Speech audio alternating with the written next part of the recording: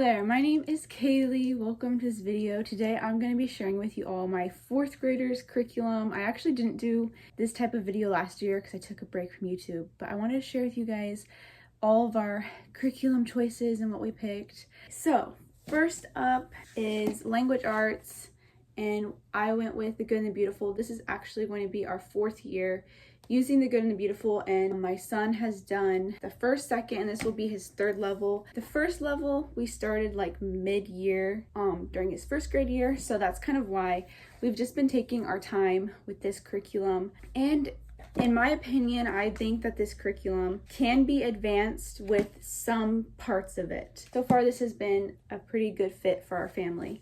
I love it how it is open and go. And with that comes all of the readers that come with the 3rd grade level set. My son will be reading other books besides these books. Sometimes though, it can be a little difficult to get him to read certain books because he's kind of picky. And then a few supplemental resources that we're going to be using. Explode the Code, and I think one of my younger kids scribbled all over the front of this. He actually started this last year in his 3rd grade year, so he's about 4th way through that. And something that I'm trying to work on with my oldest is spelling. He needs a lot of extra practice. I was kind of the same way, and I still am the same way with spelling, so that's okay. So yeah, he's working through this 3rd grade Evan Moore spelling. He is almost halfway through it. Okay, moving on. We're going to be doing cursive this year. Handwriting without tears, cursive. I think he'll be excited to start cursive. Okay, and now moving on to math.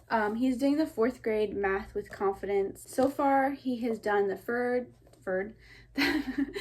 first, second, and then for 3rd grade, he did teaching textbooks. But he said he likes to do his math on paper, so we're going back to math with confidence. This is just the student workbook part A. I didn't want to grab all of this stuff for it because there is a teacher's sort of guide and the part B workbook. And along with Math with Confidence, we are doing these multiplication flashcards. I know not everyone is a fan of flashcards. I don't have a problem with them. I like them. I think the repetition is really good.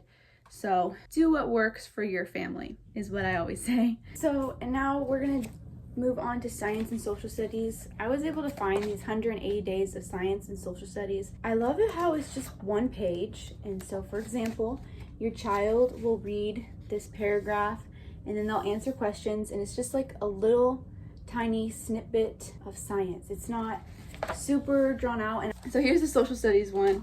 I like it how there's like a little bit of stuff to read. Maybe you look at some sort of map or drawing that they have, and then they answer some questions, but it's short and sweet. It's to the point. It's not drawn out. This is the type of social studies and science that we really need for this season of life that I am in, with having like a 4-year-old and a 2-year-old. I don't know if we'll be able to do those every single day, but it's my goal to touch on them maybe like 3 days out of the week. That would be great. And also for social studies and histories, we do a lot of read alouds.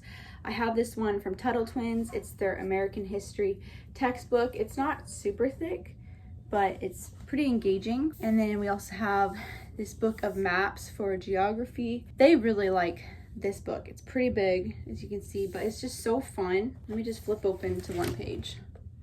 There's like lots of little pictures and little things that you can look at and learn about with each country. And then I wanted to touch on Bible. Sometimes we will be doing our 24 Family Ways devotional.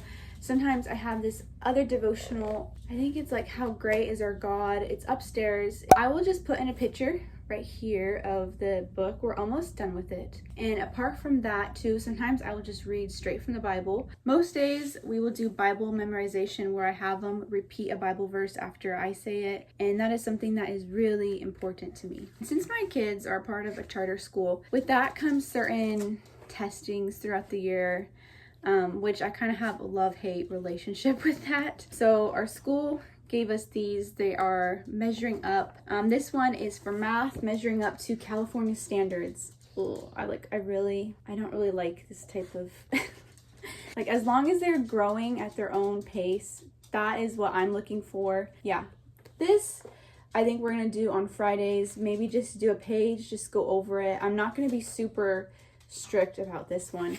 And same with this will be kind of like a Friday thing. This is for reading comprehension. So far we did the first lesson.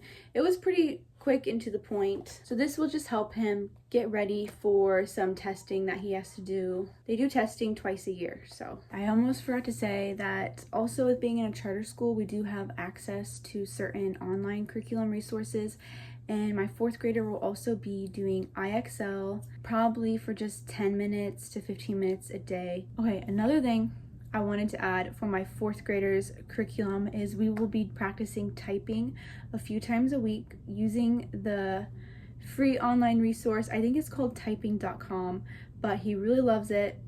I really love it. So if you're looking for a good typing resource, I suggest that one. And I ordered a used book, Exploring Creation, Land Animals of the 6th Day. I don't have the book yet. It's coming in the mail. So I will be reading that to my sons together. I did not get the newer edition. I actually got the older edition just to try it out. I got it for a really good deal. And then now I want to get into read alouds real quick just to finish off this video. I have 2 here. I need to keep my read aloud stack pretty minimal just because I know my limitations and what I can commit to.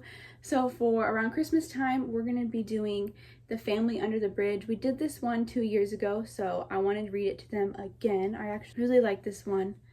And then this one, I heard a lot of good stuff about this book. Brightity of the Grand Canyon. I think that's how I say it. I might have to look up how to say the name of Brighty of the Grand Canyon.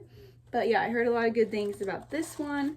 So let's see if we can get to these 2. And usually with my younger kids, I will do picture books. And I say that because my older son is usually in the room listening. He's not really at the age where he likes to sit next to me and look at the pictures anymore.